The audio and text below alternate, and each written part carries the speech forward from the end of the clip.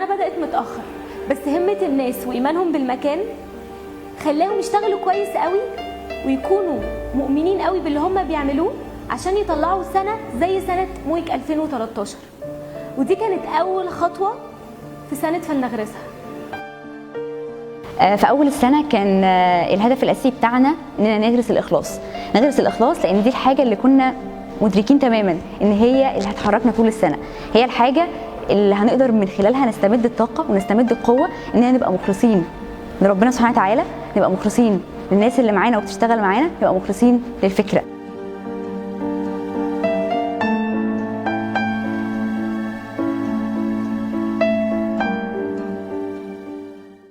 الايسي ويلكم كان اول حاجه بنطبقها على ارض الواقع، اول قيم غرزناها في مويك 2013 ظهرت قوي في الايسي ويلكم. الناس كانت وهي بتشتغل غرزت جواها الاتقان والعمل الجماعي والاخلاص، كانوا فعلا بيشتغلوا ونيتهم من جوه ان هم يطلعوا يوم مميز، يوم يفرق مع الناس كلها، يفرق مع الديليجيتس، يبتدوا بيه فعلا السنه بتاعتهم. اليوم ده ما كانتش بس مهمتنا ان احنا نعمل الايسي ويلكم، لا احنا كنا عايزين نعرف كل الناس ايه هو مويك، كنا عايزين نغرس مويك في كل حته. اياكم واليأس، المستقبل لكم، ما عندكوش مبرر لليأس. احنا واقفين ورا الكواليس، ورا الستاير ديت، بنعرف دوت فلان طالع، ما اعرفش اللي هو ناس احنا دايما ايه ده بجد هو اللي طالع انا هقدمه. دي كانت حاجه عظيمه قوي. الناس تبقى عامله زي النحل، يعني بيجروا في كل مكان، اللي بيلحق يجهز المسرح، اللي بيلحق يظبطوا الاشرنج، مش عارفه التصوير، بيبقى يوم حلو جدا. بتبقى خليه، بس خليه لونها اخضر كلها، بتبقى روح حلوه جدا. بس اللحظه اللي لما هيطلع فيها يتكلم والناس تسقف وتبقى فرحانه، دي كانت عندي بالدنيا بقى كلها. هي صحيح كانوا ربع ساعه بس لحد دلوقتي هم يعني كده في الذاكره مطبوعين. موقف كمان انه لما خرجنا في البريك كان في بنت واقفه ما كانتش يعني عارفه ان انا من مويك، فكانت بتتكلم في الموبايل فبتقول لحد يعني تقريبا هو اللي جابها مويك، انت ازاي جبتني المكان ده؟ انا كنت حاسه ان انا بني ادمه ثانيه، انا كنت حاسه ان انا في عالم تاني. يعني كنت فرحانه قوي انها جت مويك، فحسيت ان انا بقى فخوره. فيديو محتاجه زيتك في الايسي ويلكم، يمكن دي اكتر حاجه عايزه اتكلم فيها. رساله ان انت كل حاجه، ان انت اللي بتصلح، وان انت اللي في ايدك انك تغير، ان انت ما تستناش حد يغير لك الواقع، انت محتاج انت نفسك تتغير فهتعرف تغير حواليك. عمرك ما هتخش حته وتكسب صحبه زي ما هتكسب صحبه في مويك، اللي هتعينك على طاعه ربنا، هتعينك على علو هدفك، هتعينك على كل حاجه كويسه ممكن تعملها في حياتك. جلسات اللجنه الاكاديميه اكتر قيمه كانت بتغرسها هي العلم والاحسان، ازاي انا بقدم لك علم وفي نفس الوقت مش مستني منك حاجه، وبرده بديهولك بمنتهى الاتقان والاخلاص. عايزه اديك كل معلومه عندي وتخرج عشان اقدر فعلا ابني فيك الفرد الامه. هي دي اللجنه الاكاديميه، علم واحسان.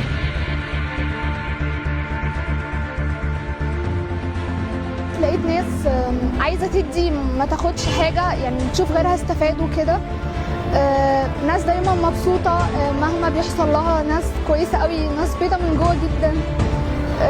يعني حبيت ان انا يبقى ليا صحبه فيها وصحبه صالحه بجد. غرسنا الاحسان ده باين كويس قوي من خلال شغل الديليجيتس كلهم فعلا عندهم قدر كبير جدا من الحماس، قد ايه نفسهم يطلعوا احسن حاجه عندهم. ودول بالنسبه لي هم النعمه اللي جت من عند ربنا سبحانه وتعالى في السنه.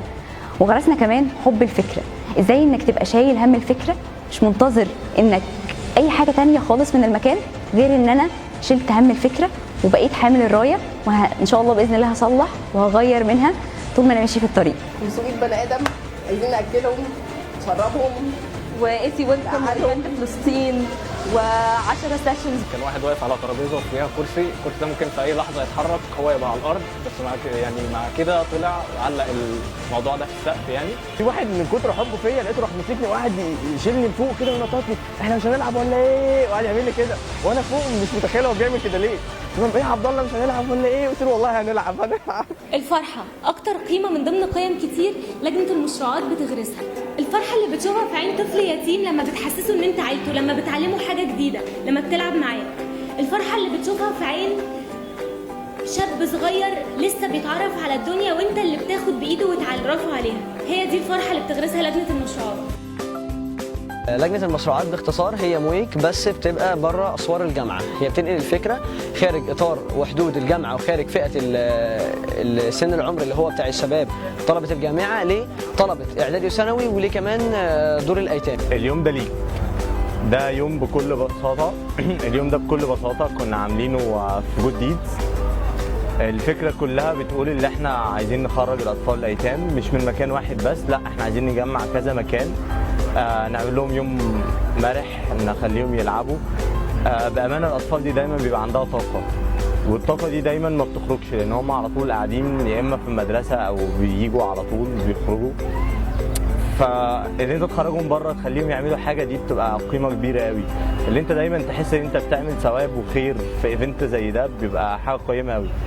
أول كامبين نزلنا بيه على أرض الواقع كان كامبين عن القراءة، لأن احنا كنا حاسين إن في الوقت ده بالذات كانت الناس عندها نقص في العلم أو ناس مش بتقرأ، الناس بتمشي ورا أي حد بتحبه أو أي حد مقتنعة بالكلام اللي بيقوله من غير ما يكون عندهم العلم الخاص بيهم.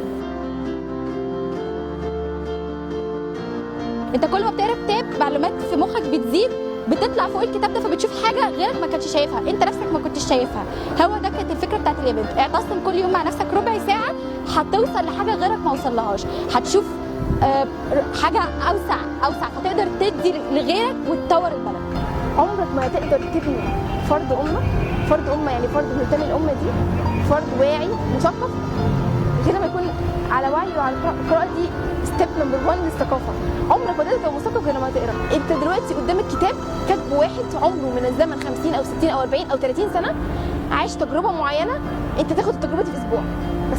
لو الناس ابتدت فعلا تقرا الدنيا هتتحسن كتير. لما فكرنا في ايفنت الحوار كان بالنسبه لنا واجب وطني، احساسنا بالمسؤوليه عن مدى اهميه القيمه دي بالذات في الوقت اللي احنا بنمر بيه ده.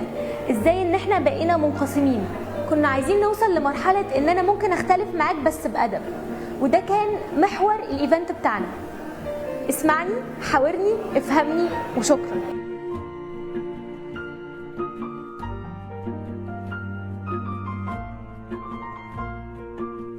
الحوار مش معركه، مش عشان انا عايزه اقنعك بوجهه نظري يبقى انا لازم ابقى داخله معاك الحوار ده بالتحدي. لا، الحوار ده هو التقاء بس في نقطه، هنوصل مع بعض في نقطه. مش لازم اقنعك ومش لازم تقنعني، بس احنا الاثنين بنتناقش بمنتهى التحضر. في الايفنت اليومين بتوع الايفنت الحوار كانوا يومين برضو مؤثرين جدا ليا في قيمه الحوار بالذات. قيمه كنت فعلا انا بدور اغرزها في الناس واغرزها فيا انا اولا ان شاء الله. اتفرج مثلا على ناس من اكبر الساسه الموجودين في البلد ونلاقي ان اسلوب الحوار معاهم بتاعهم وحش جدا مع بعض، سواء في مناظره او في حوار مع مذيع. احنا ازاي هنختار الناس دي تمثلنا كبلدنا؟ لما نزلنا نتكلم مع الناس ونقول لهم ان هم لازم يبقى في طريقه حوار ولغه مع بعض، كانت الناس متجاوبه جدا معانا. وكنا لما بنعمل الموقف يعني بتاع الكاميرا الخفيه ده معاهم وبعدين نتكلم معاهم ويقولوا لنا احنا اسفين لما يلاقوا فعلا ان هم غلطوا واتناقشوا بشكل غلط، وان هم كانوا لازم يتناقشوا بطريقه احسن من كده. بس فحسيت فعلا ان انا اثرت في حد وغيرت في حد حاجه فعلا احنا مفتقدينها في مجتمعنا. يعني ايفنت فلسطين لازم ايفنت فلسطين كل سنه، عشان احنا الموديل الوحيد اللي متبني القضيه دي وهنفضل نتبناها كل سنه. كتير بيسالونا اشمعنى فلسطين؟ ببساطه عشان فلسطين مش كلمه محطوطه على الخريطه، فلسطين عقيده وهويه جوانا. مويك هيفضل كل سنه ينزل بالايفنت ده مهما مشاكل مصر كترت، مهما الدنيا ضاقت بينا، هنفضل ننزل بايفنت فلسطين. فكره ان انا نازل اوعي الناس عن قضيه فلسطين او قضيه ازاي بدات، ان احنا نفسنا ان شاء الله ترجع لنا تاني وباذن الله الموضوع يتحل وهيرجع ان شاء الله قريب. كان في حماس جوانا طبعا كلنا، كان نفسنا نوعي الناس باكبر صوره ممكنه، نعرفهم ان في امل ان شاء الله وهترجع تاني باذن الله. يعني اليهود عارفين من جواهم انه هيجي يوم من الايام ان المسلمين هيحرروا فلسطين. مش مهم بقى اليوم دوت هيجي امتى، اهم حاجه ان احنا نبقى عارفين ان احنا لازم يكون لنا دور في الحاجه ديت، ان احنا نقدم حاجه حتى لو مش احنا اللي ساهمنا في ان احنا نعمل كده، او نبقى حطينا ايدينا على الطريق، او على الاقل عرفنا حد تاني ان القضيه ديت حاجه لازم هو يهتم بيها. لما تنزل توسع الدايره بتاعت الناس اللي عارفه القضيه دي، بحيث ان انت جيشك بيكبر اكتر ونقدر نحقق فعلا ان احنا نحرر فلسطين في وقت قريب لو الناس دي كلها اقتنعت بنفس الفكره اللي احنا بنعملها في ايفنت فلسطين ده. انا اصلا دخلت مويك عشان انا شفتهم ناس مهتميه بالقضيه الفلسطينيه. بعد ما طلعنا الاسم اكتشفنا معنى جواه يمكن ما كناش هنحسه خالص. المعنى ده هو ان انت عامل لهم فوبيا. السبب اللي خلاهم يساعدوا الصهاينه ان هم يبقوا موجودين في المكان ده بالذات وسط الوطن العربي ان انت عامل لهم فوبيا. والسبب اللي يخلي جيوش ودبابات وجنود برشاشات يتحركوا قدام طفل بحجاره ان انت عامل لهم فوبيا. ولما بيقعدوا يقولوا فلسطين بقى ارضهم، لا لا لا لا، فلسطين دي بتاعتنا احنا، مش بتاعت كانت المسلمين والمسيحيين، بتاعت كل العرب، مش بتاعت الفلسطينيين بس عشان نقول لهم ان هم باعوها. لو هم باعوها فاحنا شاريينها، احنا هنحرر الاقصى.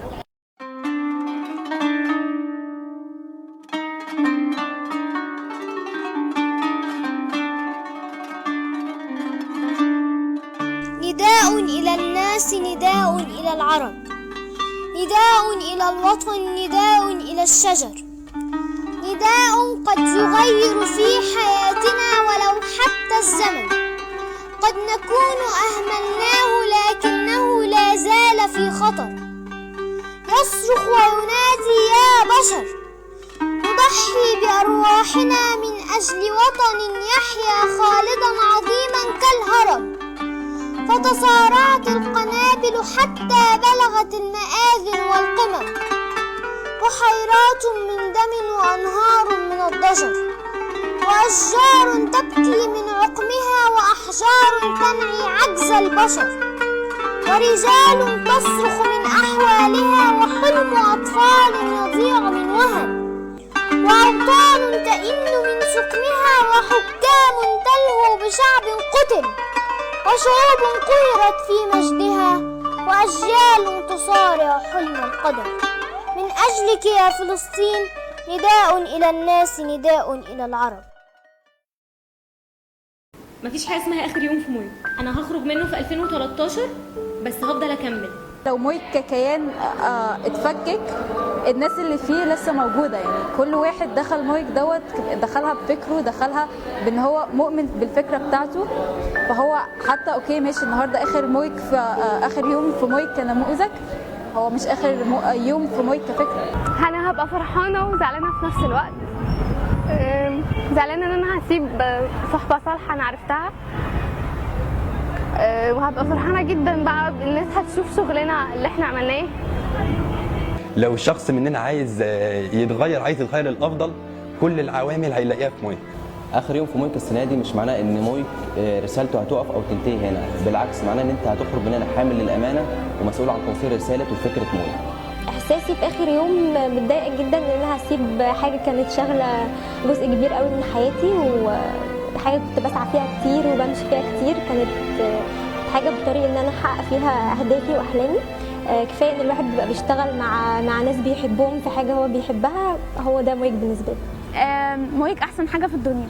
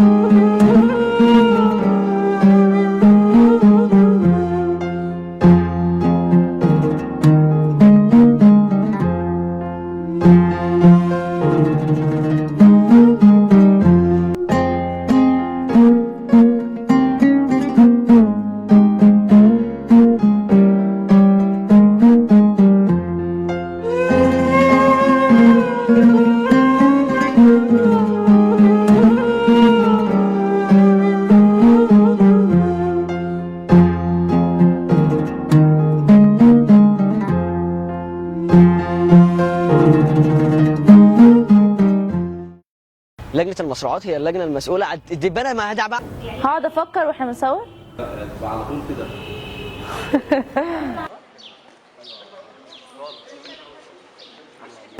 هقول يا جماعه مويك ده اسلوب حياه وتسقفوا لي بقى ثواني 9 ثواني مين يا عم؟ انت عبيط يا حسن الهنداوي. احنا 2 نفرين، ده كان في واحده عند سياسه واخده 5 دقايق لوحديها. اكيد انتوا ما جيتوش وكلمتونا دلوقتي وكمان شغاله صح؟ اوكي ابدا يعني. انا هبه جامده جدا. نورهان بقول لك انا مكشره في الفيديو. نورهان انا مكشره في الفيديو. يعني ده كان في واحده قعدت تلت ساعه وكل شويه هتجوزوا وتعالوا مشوا لي من هنا. وايه يا عم؟ ايه يا عم ده احنا غلابه يا عم، عيب يعني لما تيجي ده احنا كميه 12 نفر وطفايه مشي يعني الناس. يعني. اني اكون مسؤوله عن تيم، ان يكون ايفنت القراءة هو كان يوم واحد. كان برضو على نفس السيكونس بتاع انه كل الناس فاهمين ان مويك ما بيعملش ايفنتات غير على القضايا العربية وفلسطينية وكده، فكنا عايزين نوصل للناس بفكرة انه احنا عايزين لن يغيروا لما بيقوموا حتى يغيروا ما بانفسهم. مثلا للناس اللي مثلا ممكن هتقدم السنة الجاية، يعني مثلا شايفة ان هي كانت تجربة مثلا حلوة على تاني مثلا او هم يقدموا ولا ما يقدموا. وانا قلبي مليان، لا قلبي ايه بس. جلسات اللجنه الاكاديميه كانت اكتر حاجه بتحب بتحب ايه الحب الكتير ده. احنا معتصمين عشان عايزين الناس تقرا، عشان الناس ما بتقراش، القرايه غذاء العقل.